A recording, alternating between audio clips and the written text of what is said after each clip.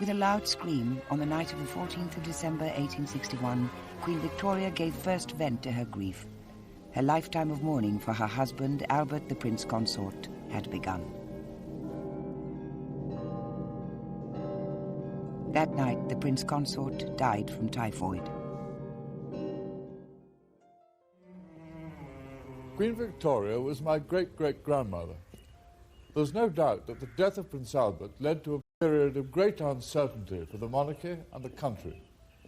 The Queen shut herself away with her family and household at Osborne on the Isle of Wight or at Balmoral.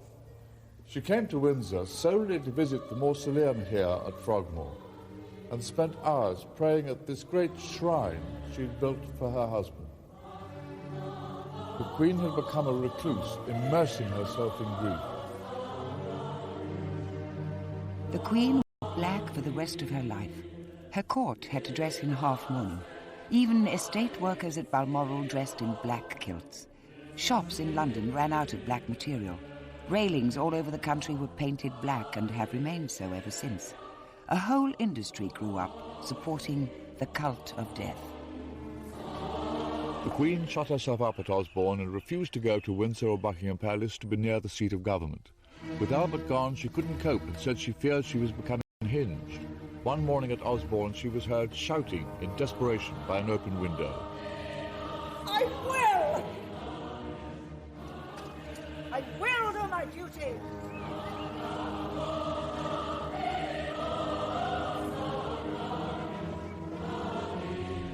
She struggled to do her duty. Privy Council meetings at Osborne were strange affairs. First, ministers had to travel down from London to the Isle of Wight. Following this letter, we most humbly submit that your Majesty will, by your order in council, authorise the transmitting of a draft of a royal charter for erecting the British settlement in the Bay of Honduras into a colony, to be called the Colony of British Honduras.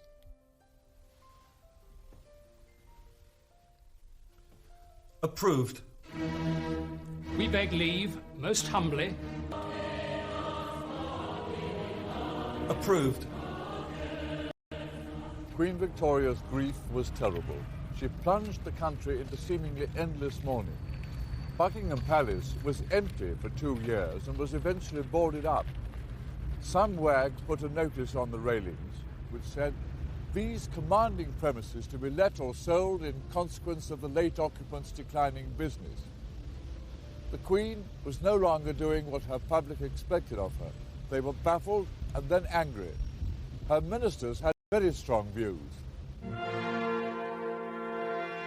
But the Queen's main concern was a national memorial for her late husband.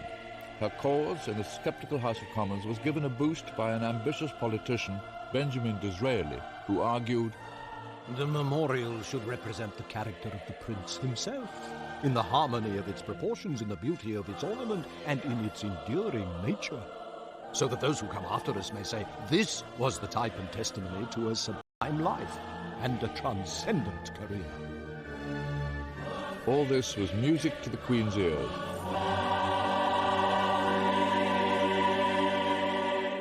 Later, after Disraeli carried the vote through Parliament, he was invited, along with other ministers, to the wedding of the Queen's eldest son, Bertie, the Prince of Wales, to Princess Alexandra of Denmark at Windsor. The Queen in black watched ghost-like high up from a gallery.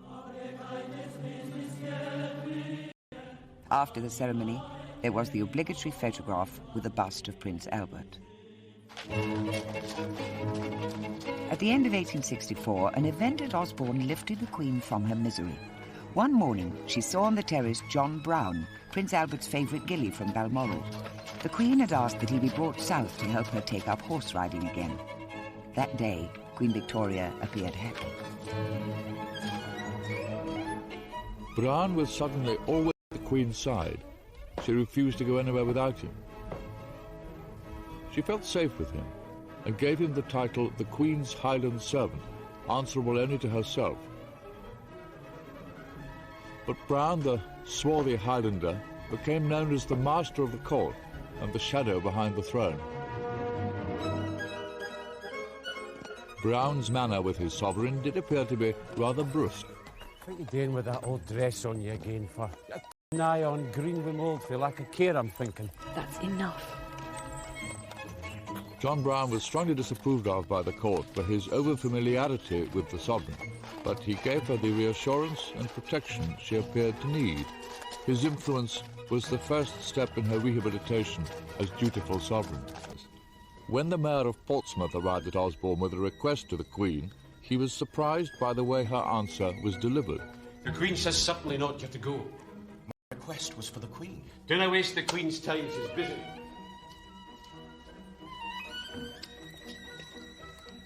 But nothing Browne did seemed to alter the Queen's affection for him.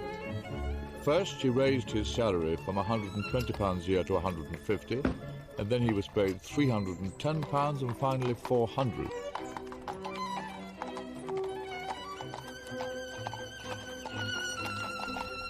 The cruel title of Mrs. Browne reflected the discontent now being felt within the country.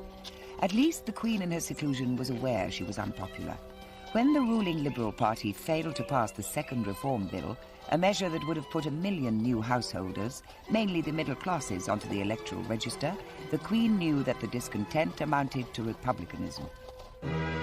When an incoming Conservative government promised to try to enact the new Reform Bill, the Queen decided she should open the new parliamentary session.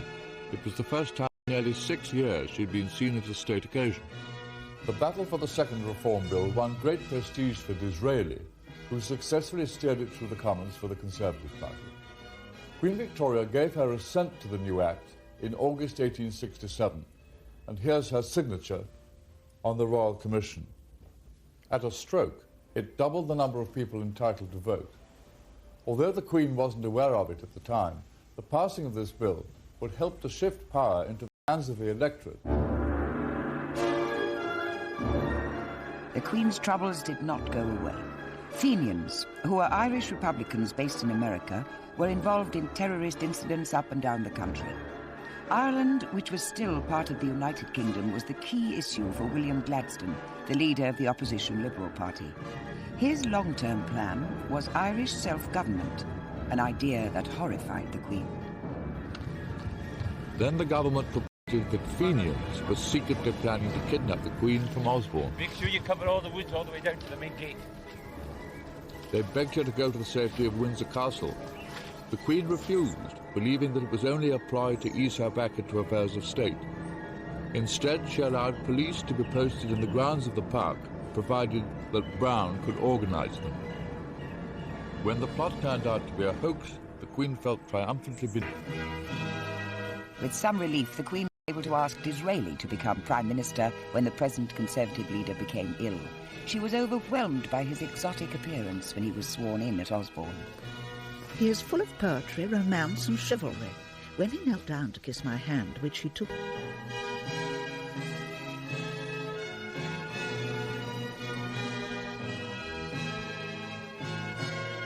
There began an extraordinary relationship between Sovereign and Prime Minister. Disraeli needed the support of the Queen in his duel with the opposition leader, his great rival William Gladstone. So Disraeli set out to flatter and charm the grieving widow. As long as we are advised of your proposals, you see, we need to know. He hopes that in the great affairs of state your Majesty will deign not to withhold from him the benefit of your Majesty's guidance.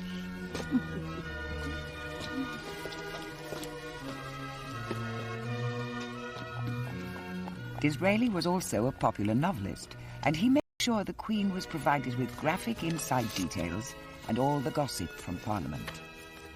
But the idyll came to an end. The Queen was informed that Disraeli had been defeated in the House by Gladstone and was offering to resign. In desperation, she implored him to carry on until the new electoral register was ready. But Disraeli lost the ensuing general election.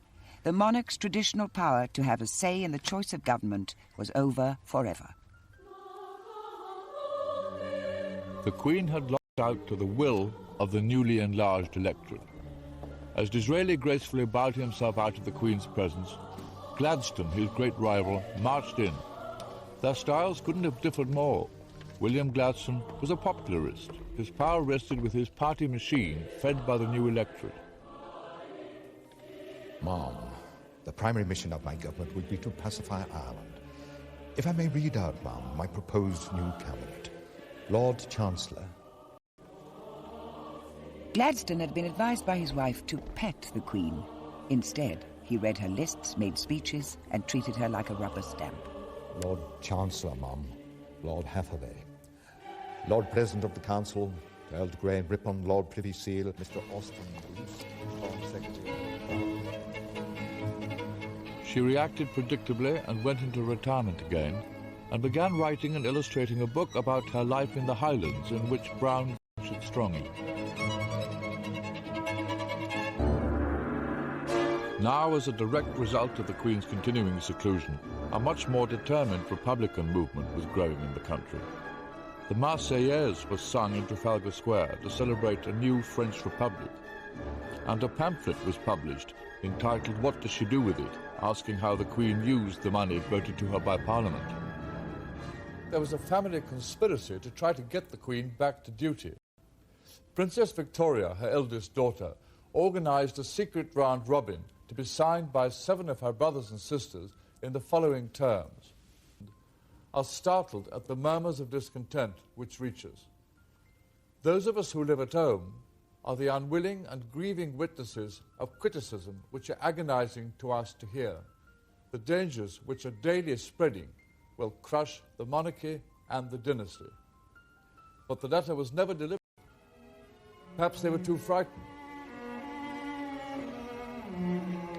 In 1871, for reasons beyond her control, Queen Victoria suddenly found herself back in favour with the public. The Prince of Wales had fallen ill with typhoid. The Queen rushed to his bedside at his home in Sandringham. Fear gripped the nation because the 14th of December was approaching, which would have been 10 years to the day since Prince Albert had died of typhoid. Hidden behind a screen so that her son wouldn't see her, the Queen wrote fearfully, December 10th, 1871. The feeling shown by the whole nation is quite marvellous and most touching and striking.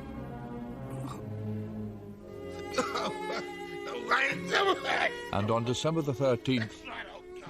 This really has been the worst day of all, and coming so close to the sad 14th filled us, and I believe the whole country, with anxious forebodings.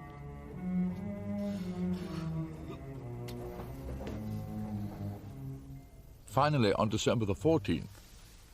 This dreadful anniversary, the 10th, returned again. Instead, it brought the cheering news that dear Bertie had slept quietly at intervals, the respiration much easier. The whole country breathed a sigh of relief.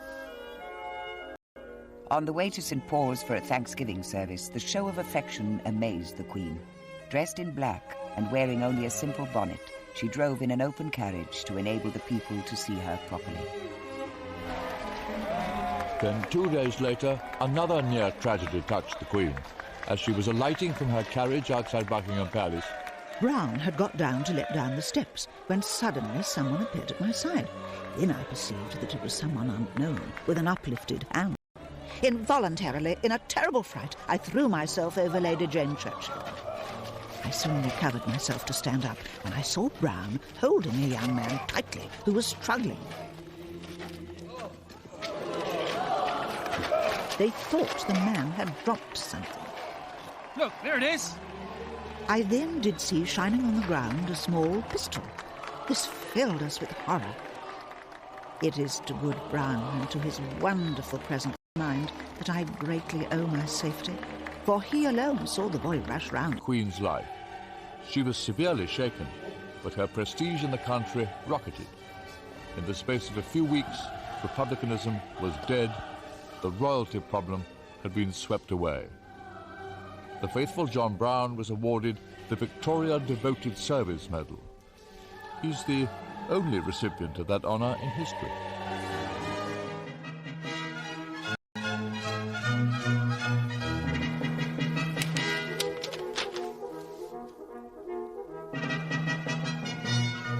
We have a large Conservative majority. The change of ministry will take place shortly. Mr. Gladstone has contrived to alienate and frighten the country. It was February 1874, and Disraeli had won the general election for the Conservatives. At his swearing-in, the Queen treated him like a long-lost friend. 13 years after the death of the Prince Consort, she was no longer in deep despair. I saw Mr. Disraeli at 2:45 today. He knelt down and kissed hands, saying, I pledge my troth to the kindest of mistresses. Whatever the sovereign wishes should be done. The Queen's wishes were simple. With Disraeli now at her side, she needed to fulfill her great destiny and that of the British people. We had the largest fleet in the world, a professional army, and vast colonies that were the envy of Europe. Now that the parliamentary parties had finally tempered the British Crown's power, her destiny lay in foreign affairs, the Empire. Disraeli too could see sound reasons for patriotism. The Conservative Party would become the party of empire. The Empire needed an empress, and the Queen asked Disraeli's government to make her Empress of India, the brightest jewel in the imperial crown. To mark the occasion, the Queen sent the Prince of Wales out to India to preside over the celebrations given in her honour. The Prince became the incarnation of the British Raj and was treated everywhere like a god. Missions for the poor were opened and charity was dispensed in his wake. He was even given a pair of elephants that later appeared at Sandringham. My thoughts much taken up with the great event at Delhi today, where I am being proclaimed Empress of India. I have for the first time today signed myself as V.R. and I. That day, the 1st of January 1877, she wrote New Year cards. One went to Disraeli, bearing her initials V.R.I., Victoria Regina et Imperatrix. His best friend, V.R.I. At about this time, the Queen also gave Brown a locket containing some of her hair and some belonging to the Prince Consort. Emblazoned in enormous jewels, Queen Victoria gave a dinner that night here in Windsor Castle, the night she became Empress of India. Disraeli made a flurried speech praising the Queen, and when the loyal toast was proposed, he called out, "Your Imperial Majesty," whereupon, to everyone's amazement, the Empress rose and did a half curtsy to her Prime Minister.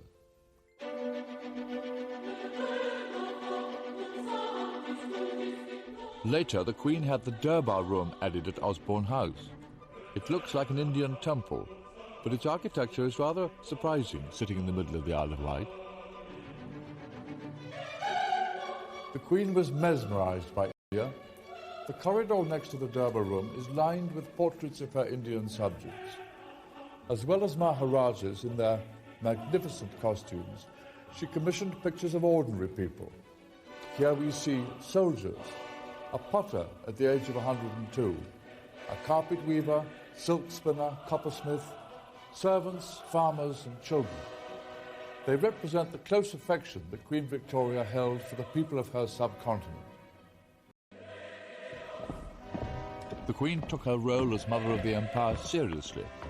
A chieftain from the Gold Coast visited and asked whether he could take back one of her mourning bonnets to Africa as a ceremonial crown. O mighty Queen, give me alone the right to wear it, and this pass to my successors. The Queen was happy to oblige. Disraeli's foreign policy echoed the sovereign's grand vision.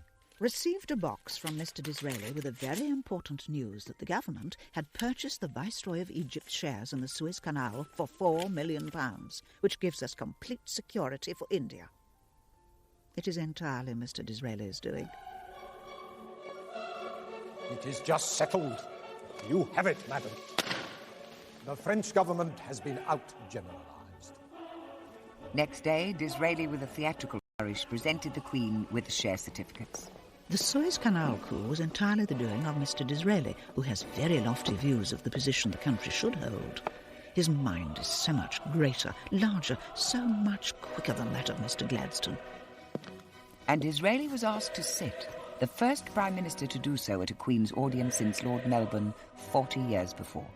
The Queen at 60 was working harder than she'd ever worked in her life. She was immensely popular with her people armies, and they approved of her vision of imperial power. Disraeli may have given her the impression she'd achieved a permanent position overseeing the empire, but Gladstone had other ideas. Preparing for the fast-approaching general election in 1880, Gladstone was making a series of electrifying speeches in his Midlothian constituency and elsewhere. He attacked the colonial wars which had done so much for the prestige of the Queen and the country. Pleading for the rights of the savage, he denounced the title of Empress of India as theatrical bombast and folly. By appealing directly to the nation in this way, the Queen believed that Gladstone was usurping her role. But when the Liberal Party won the election, the Queen was faced with the alarming prospect of Gladstone as Prime Minister again. She will sooner abdicate than send for that half-mad firebrand. Others but herself may submit to his democratic rule, but not the Queen. There must be no attempt to change the foreign policy, no change in India, and no hasty retreat from Afghanistan.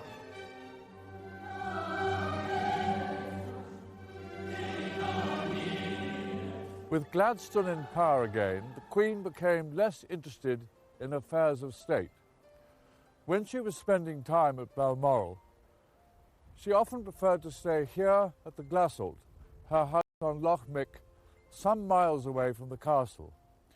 At times this house was literally at the hub of the empire. Its modest rooms and simple furniture really rather humble for the Empress of India. Then came a series of tragic blows. First, her close friend Disraeli died in April 1881. Such a loss is irreparable to me and the country. To lose such a pillar of strength at such a time is dreadful. Then John Brown had to carry the Queen back into the castle after a fall at Windsor in March 1883.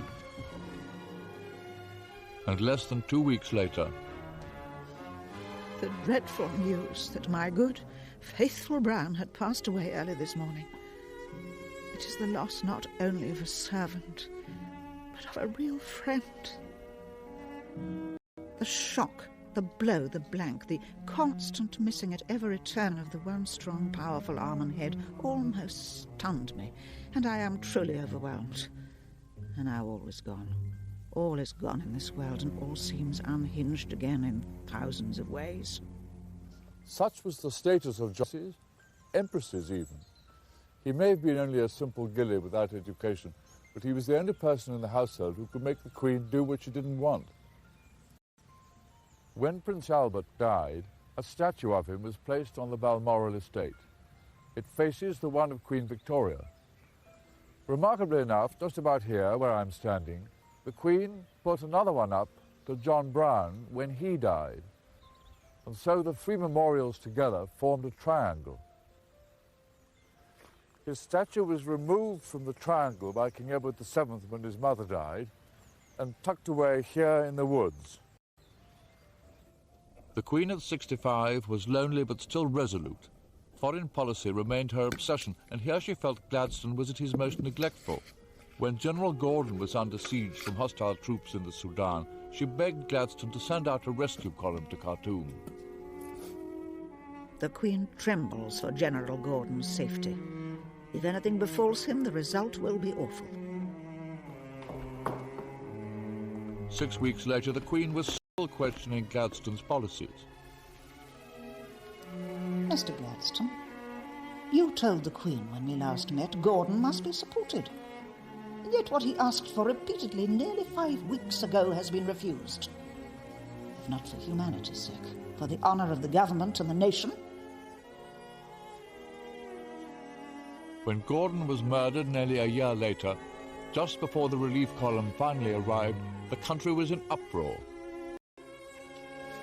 Now from Osborne, the Queen sent a telegram to Gladstone. It was deliberately uncoded for all the world to read, saying, To think that all this might have been prevented and many precious lives saved by earlier action is too frightful. It is I who have, as the head of the nation, to bear the humiliation. The Gordon débâcle was responsible for bringing down the Gladstone government. But in 6 months, Gladstone was back, and it was the of Irish self-government, the Home Rule Bill, that did most to divide the country, and also Gladstone from the sovereign. To Queen Victoria, Home Rule was a threat to her empire. Ignoring her true constitutional role, the Queen set out in 1886 to disrupt Home Rule by secretly working with a Conservative opposition leader, Lord Salisbury. She was letting him see Gladstone's confidential cabinet papers to the Queen about the bill's progress. May 8th, the Queen sends Lord Salisbury a copy of Mr. Gladstone's letter to her. There was a very important cabinet meeting to decide whether any concessions were to be made in the bill. If they were made, they would certainly be defeated. This is the first avowal of defeat. Please return the enclosed. The second letter received last night, which she would also ask to have back. The Queen was at Balmoral when the final vote on Home Rule was taken. But division within Gladstone's own party was making the bill's progress increasingly unlikely. Did not sleep well as I felt worried and anxious. When I got up, a telegram was brought to me which gave the news that the government had been defeated by a majority of 30. Cannot help feeling relieved and think it is the best for the interests of the country.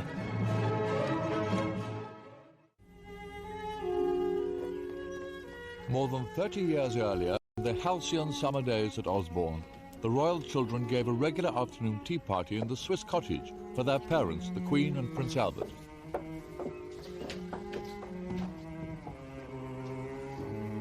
Here in the children's own playhouse, the Prince Consort conceived a grandiose scheme for his family.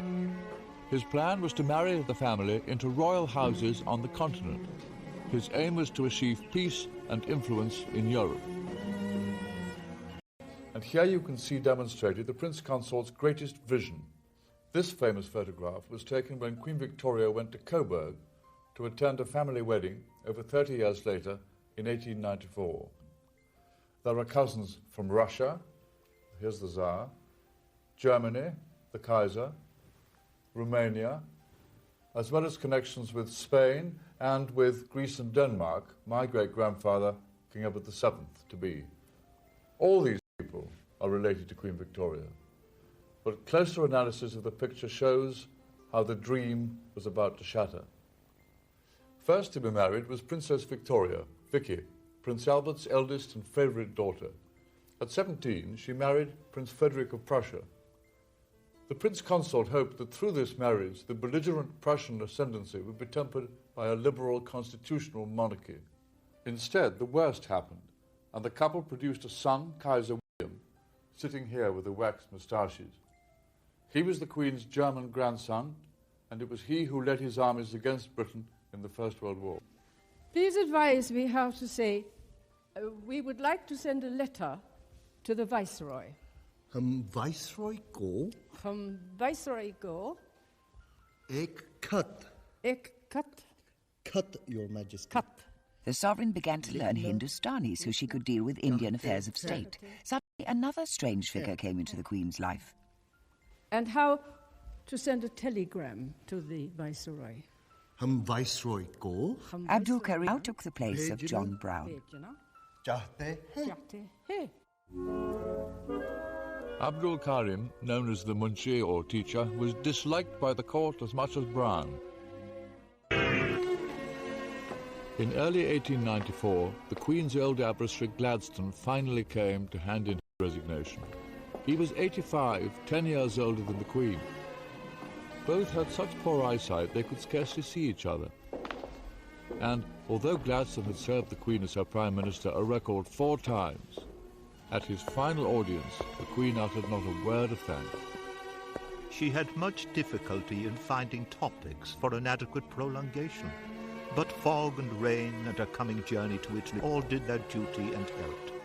She was at the highest point of her cheerfulness.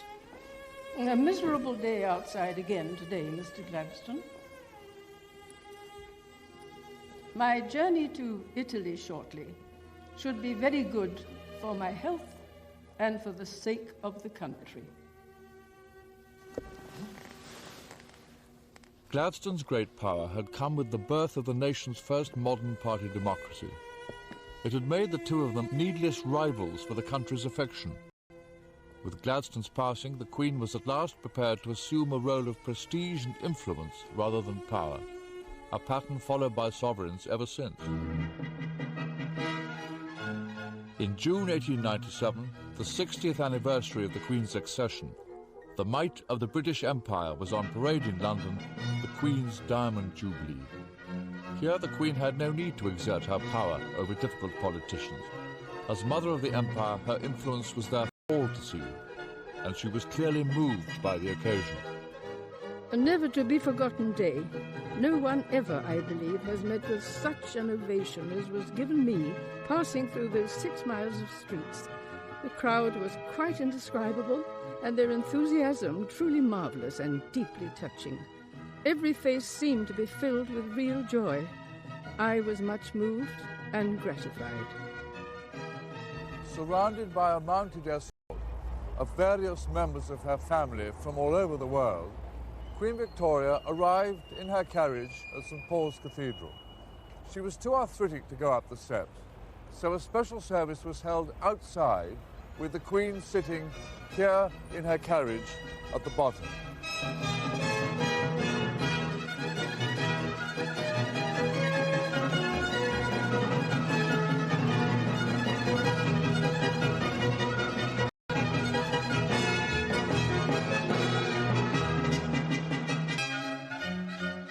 That day, for the first time, the Queen used telegraph to send her Jubilee message around the Empire. From my heart, I thank my beloved people. May God bless them. 80 years old, her eyesight failing, the Queen still had one more service to perform. With the outbreak of the Boer War in 1899 in South Africa, she found a new lease of life, rallying the nation. After a string of defeats, stirring memos were dispatched to her government and to her commanders. I sincerely hope that the increased taxation necessary to meet the expenses of the war will not fall upon the working classes. The attempted relief of Ladysmith would have succeeded had we had more troops. Red tapings and useless difficulties must not be regarded. Would not corrugated iron huts be used instead of tents? It is quite imperative that Lord Roberts should not move until he has plenty of troops. Pray impress this on him. Please let me know what steps you intend to take to protect the Zulus from being attacked by the Boers. We are bound in honour to stand by my native subjects. The Queen dispatched 100,000 tins of chocolate to the men at the front, which promptly melted in the African sun. A period in December 1899 became known as Black Week, after 3 major defeats of the British Army. At Windsor, the Queen rose to the occasion, telling the Foreign Secretary, Please understand there is no one depressed in this house. We are not interested in the possibilities of defeat. They do not exist. But Black Week coincided with the anniversary of the death of Prince Albert, and privately the Queen showed her real feelings when she visited the mausoleum at Frogmore. Already 38 years since the dreadful catastrophe which crushed and changed my life and deprived me of my guardian angel. Feel very low and anxious about the war. By Christmas 1900, the Queen was not well. She was sleeping badly, eating nothing. On Christmas Eve, she came down to the Durbar room at Osborne to see the distribution of presents, but could only write, I felt very melancholy because I see so badly. I gave all my personal servants their usual presents. I took a little supper in my room. On January the 13th, 1901, the Queen's journal, the diary she had written for 69 years, finally came to an end with, Artress going with me. Rested afterwards, then did some signing. The Queen was taken ill, and she slowly began to sink. From all over the country and from Europe, members of her family began to assemble at Osborne House. The Queen lingered on for 10 days, and finally, on the 22nd of January 1901, learning that the end was near, they began gathering at her bedside. Sir James Reed, the Queen's doctor at her deathbed, later wrote, All the family was summoned, and the Bishop of Winchester said prayers for the dying, while I kept plying her with oxygen. The princesses Christian, Louise and Beatrice kept mentioning each other's names, the Queen for long, too blind to see. My path, but now lead thou me on.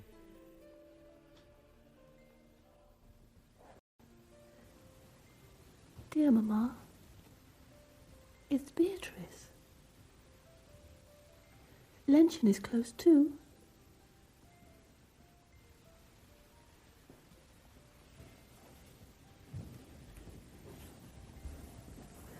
It's Lenten. You're not alone.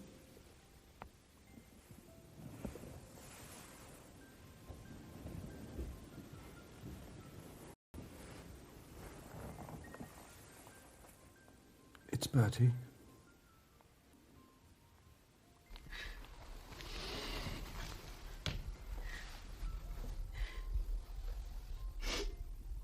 The Kaiser remained the whole time on the opposite side to me. The Queen kept looking at me and frequently gasped. Sir James, I'm very ill. A few minutes before she died, her eyes turned fixedly to the right and gazed on the picture of Christ in the entombment of Christ over the fireplace. She died with my arm round her. I gently removed it, let her down on the pillow, and kissed her hand. When she died at 6:30, I had for the last hour been kneeling at the right side, supporting her in a semi-upright position, helped by the Kaiser, who knelt on the opposite side of the bed. The Queen wanted a white funeral. A picture of her was painted at Osborne, looking serene in her final sleep, dressed in white. The death of Queen Victoria marked the end of one of the greatest eras in the history of this country. But there was one final twist. She'd left a secret list of keepsakes that she wanted placed in her coffin. Some were from Albert and from everyone. Sir James called in members of the family to see her, and Princess Alexandra was the last, and she arranged white flowers over her, so she looked beautiful. And then they all left, and he put a photograph of John Brown in her left hand, as per her instructions, and a lock of his hair, which he wrapped up in tissue paper. And then he covered her up with the white flowers which Queen Alexandra had put there. And then he called in the rest of the members of the household to come. Do you think that Queen Victoria's children were aware of some of the things that she'd been asked to have placed in her coffin? No, only her maids and dressers and Sir James, who did the arranging himself. Here they were for the first time, these instructions. They'd only been seen by Sir James and those few dressers.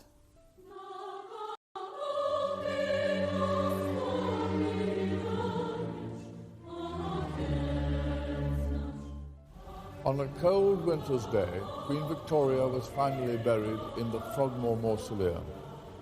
In death, she was at last reunited with the Prince Consort, the man she'd always been so devoted to.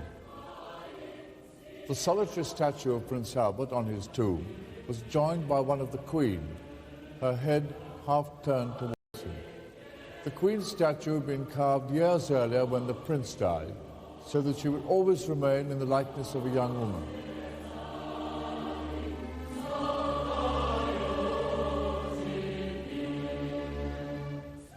Inscribed above the door of the mausoleum, in Latin, are these words by Queen Victoria.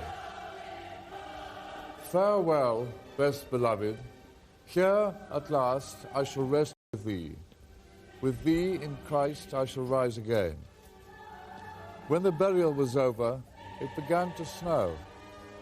The Queen had got her white funeral.